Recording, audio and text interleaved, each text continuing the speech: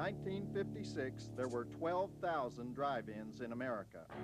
95% of those are dead. And yet there are native Indians, the Crankaway Indians of Texas, who believe there is a spirit that lives on in these decayed temples where Americans once worshiped. They call it Wiskavanaha, or the spirit of blood, breasts, and beasts, or the 3 Bs. What you are about to witness is a summoning of that spirit, a return to a part of the American heritage that has all but vanished. It's a heritage of drive-in movies, controversial movies, groundbreaking movies, the weird, the offbeat, the strange, and most of all, the sleazy. You are about to experience one of the sleaziest movies in the history of the world.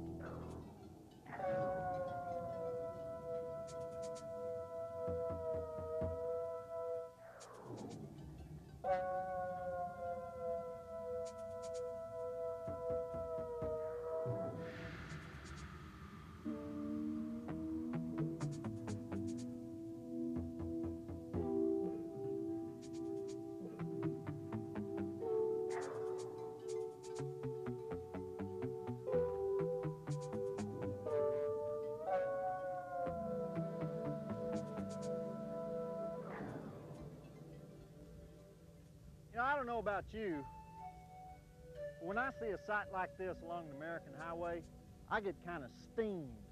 You know, there's not even any place where you can watch the classic movies anymore. Movies like Please Don't Eat My Mother and Gas Pump Girls and Ilsa, She-Wolf of the SS. You know, if they were to make Blood-Sucking Freaks today, who knows if anybody would even get a chance to see it. Not to mention the Texas Chainsaw Massacre. At least Saw is still the king after all these years, but I'm determined to do more than that. This series will bring you more than 1,000 of the sleaziest drive-in movies ever released. And this project, at our current rate of release, will be finished in the year 2116. But see, that's how dedicated we are to the preservation of the American drive-in. Kind of makes you sick, don't it?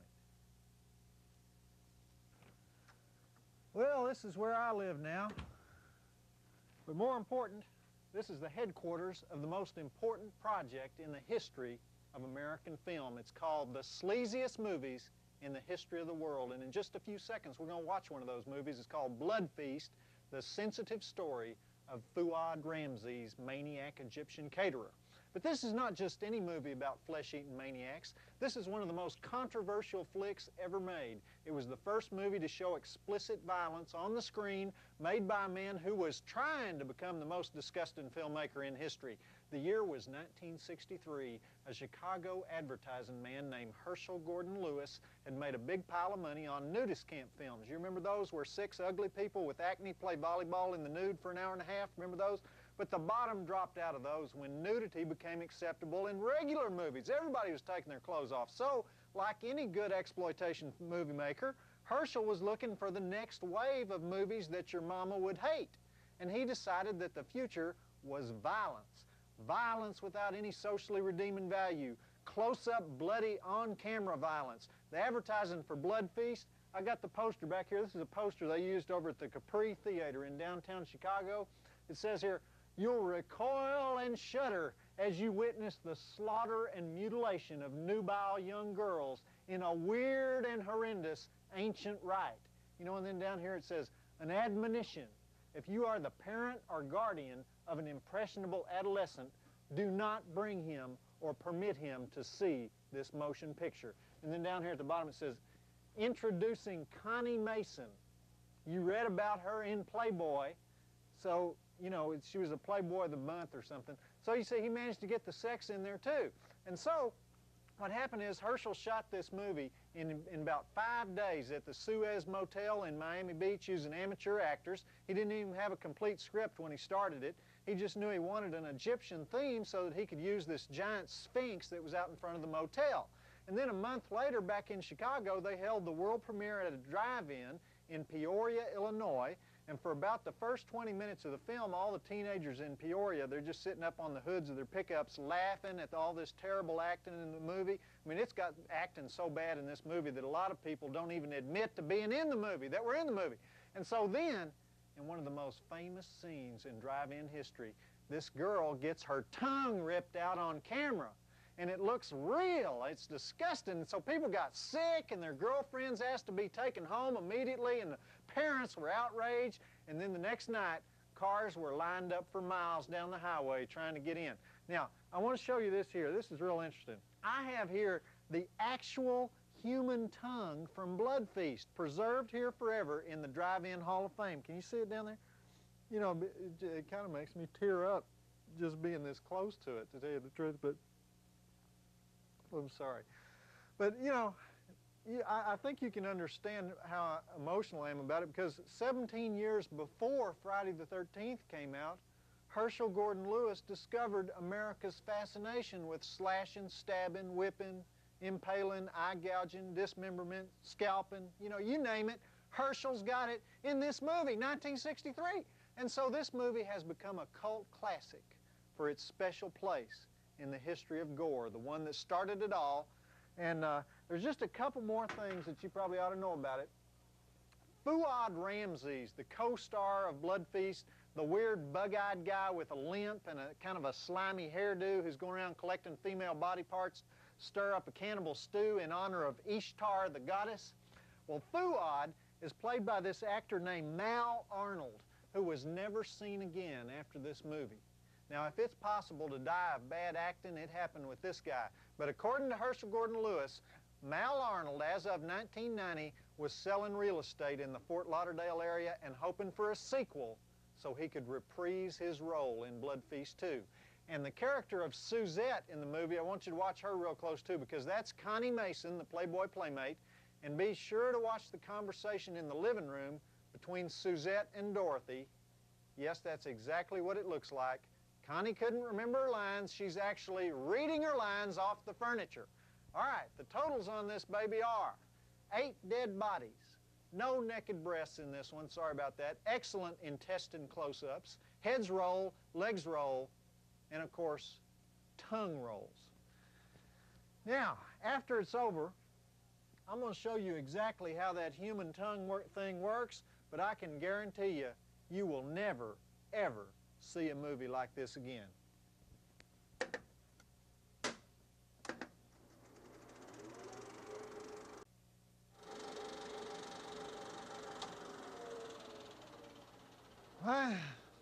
And so, Fuad Ramses ends up as a piece of garbage like the garbage that he was. I hope you enjoyed that terrifying scene there at the end where Connie Mason lies on her back on the kitchen counter and says, "Hey, you wouldn't sacrifice me on an altar, would you?" And we should also pay tribute to Thomas Wood, the cop and love interest, the guy who says, "Wait, I remember something about a book club." And he's also the guy that says, "This time he took the brains. Now what kind of creature would do that?" And many of you will recognize Thomas Wood from other Herschel Gordon Lewis movies in our series. He was Herschel's favorite actor, not because he could act that well, but he also agreed to carry lighting cables between the scenes. See, Herschel was appalled that most actors just wanted to sit around when they weren't acting. So he used Thomas Wood in his movies over and over again. And my personal favorite scene in that movie is in the hospital, when he's trying to get information from the dying girl and she mumbles something that sounds like wild eyes. He had wild eyes, and so he writes down wild eyes in his notebook. All right, now I promised you that I would reveal how this tongue ripping scene was done. You remember the tongue? You know, this is the actual tongue that was ripped out of her mouth in the movie. And since this was the first gore movie ever made, Herschel Gordon Lewis had to invent the special effects as he went along. And so he started out using conventional stage blood, which you can buy in any theatrical supply store, and it looks like this. Can you see that? Can you see the color on that? He hated the way this looked on film. Too thin, too runny. That's not disgusting at all. That doesn't look like blood, it looks like watercolors. So he went to this cosmetics lab in Florida, and he started working on his own blood formula until he got this thick, deep red blood that he wanted. Now, this had never been used before. I hope you can see that. He never revealed the secret formula, But the base of what he made this out of was kaopectate. Now, he didn't want the actors to know that because they had to stick it in their mouths. And then in the famous tongue ripping scene, he used a sheep tongue that he got at a packing plant in Tampa. And that's what that is over here, sheep tongue. This is the actual sheep tongue that they used. And to play the part of the victim, this is another problem. He hired a bunny at the Miami Playboy Club, this girl named Astrid Olsen, and she was hired for one reason and one reason only. She was the only woman they could find who had a mouth that was big enough to hold the sheep's tongue and the cranberries and the Jell-O and the blood solution and the kaopectate that held it all together. Yuck! I mean, if this isn't disgusting enough, on the day they shot the scene, the power went off at the Suez Motel in Miami Beach, and they were keeping the sheep's tongue in the refrigerator, and so the thing started to thaw out. You can see how it's kind of frayed down here around the bottom of it. That's where it started to thaw out. It actually started to disintegrate on them, and there was no other way to get another tongue, and they had to set up and do the shot immediately before the tongue got any stinkier than it already was. So think about that. They called up Astrid Olsen to come in for her big scene, shot the scene, stuffed this old stinky tongue in her mouth, and then Astrid's boyfriend asked Herschel when they would be needed for the rest of Astrid's scenes. And they had to tell Astrid that, well, that was all of your scenes, honey, because, see, she was dead in the movie now. She'd had her tongue ripped out, and so Astrid was a little upset that it wasn't the big movie debut role that she thought it was. Little did she know, though, that she would be famous beyond her wildest dreams as the first actress ever de-tongued on screen. And so you might be thinking, like, what did Herschel Gordon Lewis think of all this when it became the biggest money-making film that he'd ever made? Well, I'll tell you what he thought. He thought, you know what?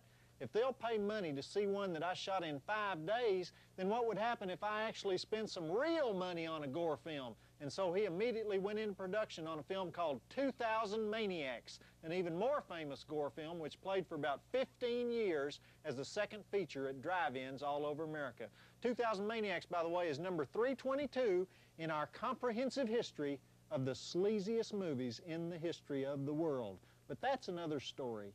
For now, I'm Joe Bob Briggs reminding you that Fuad Ramses has lopped his last limb, the falcon has molted, the fat man bowls alone, but the drive-in will never die.